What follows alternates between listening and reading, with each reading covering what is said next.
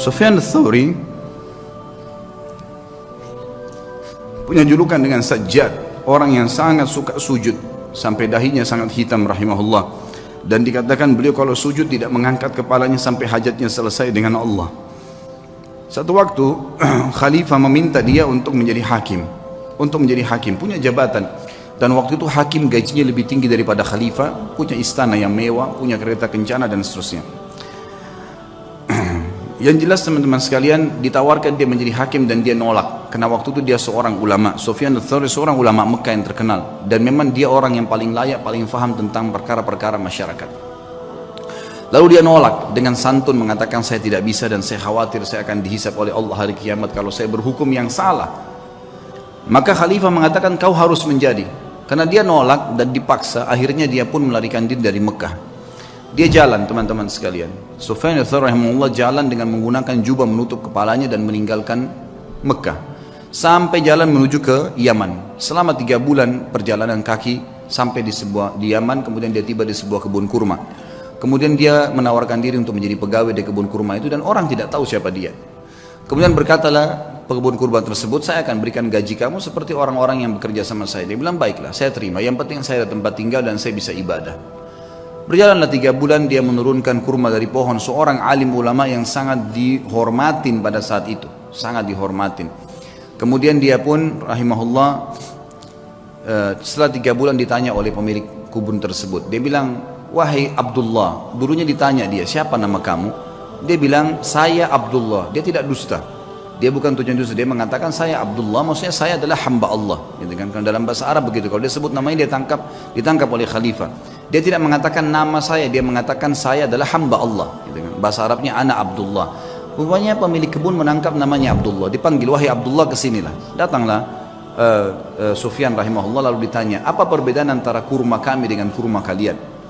Maka kata Sufyan rahimahullah, saya tidak pernah tahu perbedaannya, karena saya tidak pernah mencicipi sedikit pun dari kurma anda.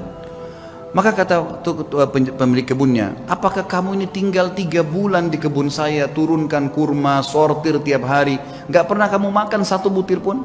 Dia bilang, demi Allah 1 butir pun tidak pernah, karena anda tidak pernah mempersilahkan saya.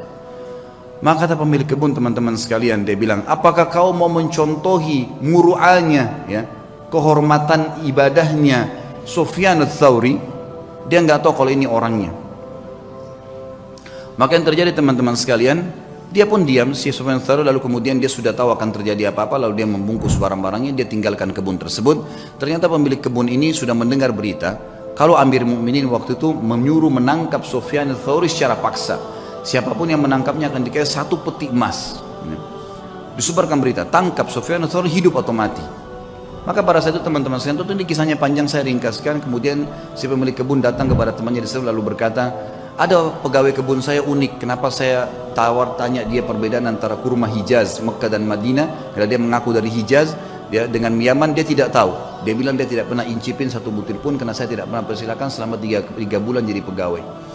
Maka temannya mengatakan, sebentar, ya, bagaimana cirinya pegawai itu? Disebutkan cirinya seperti ini. Kata dia, itulah Sufyan ats-Tsauri. Kita kejar dia, tangkap, kita berikan kepada Amir Mukminin, ambil 1 peti emasnya. Waktu mereka kembali ke kebun sudah tidak ditemukan. Sufyan ats-Tsauri sudah kembali ke Mekah.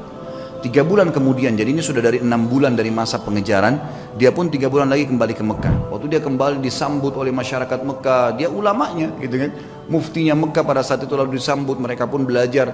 Lalu beberapa ulama lain menasihatkan, mengatakan, wahai Sufyan, Amir Mukminin sudah sangat marah, dia akan menghukummu. Dia bilang, saya lebih takut dengan raja yang sebenarnya, karena kalau saya salah berhukum maka akan jadi masalah, dan dia harus bisa mengerti, saya tidak bisa memaksakan diri, gitu kan. Harusnya dia bisa memaklumi, dan masih banyak orang-orang yang bisa didapatkan sebagai pengganti saya. Lalu waktu Amir Mukminin waktu itu tidak disebutkan, saya tidak dapatkan namanya, dikatakan mendengar Sufyan ats-Tsauri ada di Mekah, lalu dikejar sama dia. Dia bilang, saya akan membunuh sendiri Sufyan ats-Tsauri dengan tangan saya. Kata temannya yang meriwayatkan kisah ini, Sufyan ats-Tsauri itu mendengar berita tersebut pun, kemudian dia sujud sholat 2 rakaat di depan Ka'bah. Kemudian dia sujud, dan demi Allah saya tawaf 7 kali, dia belum mengangkat kepalanya dari sujud di sujud yang pertama. Jadi sujud tidak pernah angkat. Saya tahu pertama dia masuk sujud pertama, yang kedua, yang ketiga, sampai 7 kali tawaf. Ini kurang lebih memakan waktu mungkin setengah jam lebih ya. Itu kalau cepat, kalau lambat mungkin bisa lama, lebih lama. 7 kali tawaf bisa sejam kalau lagi padat-padatnya. Maka dia sujud, dia bilang. Saya duduk di sebelahnya dan saya tahu tuh sujud pertama karena setelah dia masih angkat sujud yang kedua, dan dia berdiri rakaat kedua dan 2 sujud selanjutnya. Yang jelas teman-teman sekalian, selesai sholat saya melihat dia, kata perawi kisah ini, mendatangi Ka'bah lalu memegang kain Ka'bah sambil mengatakan, Aqsamtu bika Rabbi, saya bersumpah atas namamu hai Tuhanku, jangan biarkan khalifah ini untuk masuk ke Mekah.